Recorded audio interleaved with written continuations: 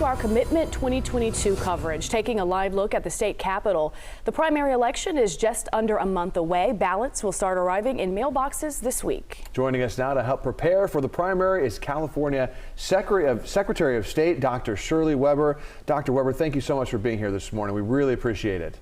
Well, thank you for the invitation. Absolutely. So we are less than a month out. It is all hands on deck in your department, I would imagine. How is your office preparing for the election? Well, everybody, as you mentioned, is all hands on deck. Not only are those who normally work in elections, but the other members of our staff who work in other places of outreach and so forth and so on are all lending their support to the elections division. So we're all ready. We're working with our counties, and they've mailed out all the ballots and all the glitches and things that we thought might exist with regards to printing and voter guides, and all those things have all been resolved. And you should be getting your material. I saw folks last night who already had their ballots. So everything's out and we're ready. So Dr. Weber, I brought a little show and tell. I have my voter guide. It came in the mail to my family. You know, there's a lot of information that's going to be coming to voters in the next few days and the next few weeks as we head to Election Day. What would you say is the most important thing that you want voters to know as they prepare to cast their ballots? Well, let them know that there's a lot of information on our website. So if you have questions, we do have a hotline that's listed on the website. We have a lot of information on the website. Sometimes folks ask us about where do I find information about the candidates that are running and all those kinds of things. That's all on our website. So if you click onto our website, you'll find a tremendous amount of information. You'll also find information on your local Registrar of Voters website if you're confused about how to get to the polls and what to do and those kinds of things, or whether or not what to do with your ballot. Everyone's getting a vote by mail ballot, so we've had a little bit of experience with that in the last two elections, not only in 2020, but also the recall election last year. So you all are somewhat familiar with the ballot that's mailed to you. Make sure you use it, that you look it over, that you make sure it's your ballot, and that once you actually mark the ballot and seal it, that you sign it. It's extremely important that you sign the ballot, because that's how we verify that it is your ballot. So therefore, make sure you do that. There's lots of information in our voter information guide about all the candidates, about the process. Make sure you use it. That's why we printed it for you, and it's a tremendously valuable piece to have. So don't forget to sign that ballot, whatever you do. Some people forget, and that we have to hold up their ballot and verify their signature and those kinds of things. Remember, you have a right to vote. Don't feel intimidated. There's no one who can stop you from voting. If there's any concern at all that happens when you get ready to vote, let us know. But remember, you have several days to vote. From the time you got your ballot, you can start voting. You can vote by mail. You can basically put it in what we call a ballot box, a drop box that's available, and you can look on your Registrar of Voters website and find out where they're located.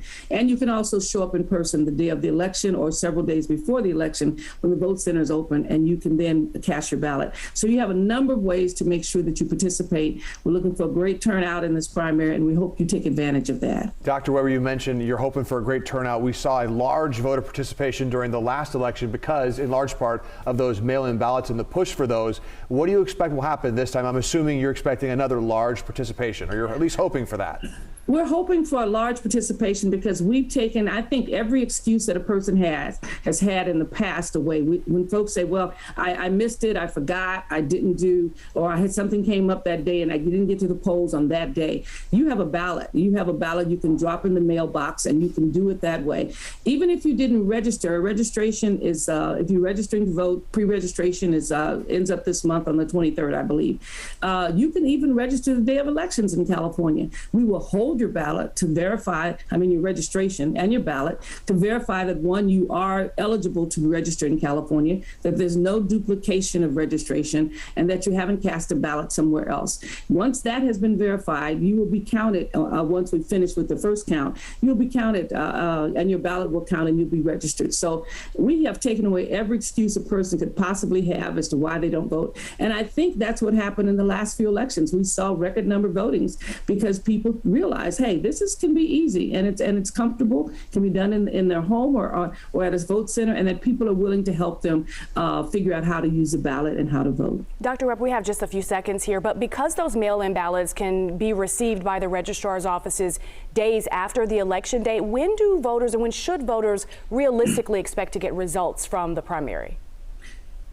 Generally, there are not that many ballots that come in after the fact. Most people will vote in advance, and the ballots will arrive at the registrar of voters the day of the election, if not, and surely several days before, because I saw people putting their ballots in the mailbox yesterday. You can realistically expect some type of result if it's a regular election, probably that same night. As we know, you can do that, but every now and then, there's a very close election, and we don't call an election until after we have counted every ballot, and so we have 30 days to actually call the election. So we don't call it an election, but as I tell everybody, I'm sure you folks will call the election because you're smarter than we are, and you can figure out that if the distance between number one and number two is a million votes, and you only have 200,000 left to count, you're smart. You can figure that out. You but give us too much credit. We don't call it till every ballot is counted. We are not smarter. Gotcha. We're just less patient than you. Secretary of State, Dr. Shirley Weber, thank you for taking the time in your insanely busy schedule to fill us in on all these details that people need to know about. This affects everybody in California. So once again, thank you. You're welcome, and this is important, so don't hesitate to call us again, and don't hesitate, those of you who are voting, to contact our office or get in touch with your registrar voter or go on our website. We have lots of information, and we're willing to help. All right, Dr. Weber, thank you so much. And folks, remember, starting on Monday, we are going to continue to get you ready for the primary. We're going to be talking to different Northern California registrars, find out the important dates that you need to remember, and even what may have changed since the last election in your specific county. Join us next week, Monday through Friday at 7 a.m. right here on My 58 as we again get you prepared for the primary. Your primary ballot likely packed, so we've broken down some of the top races that you're going to see in June. Pull out your phone, scan this QR code. It takes you to the KCRA 3 voter guide. There are also different ways that registered voters can cast their ballots.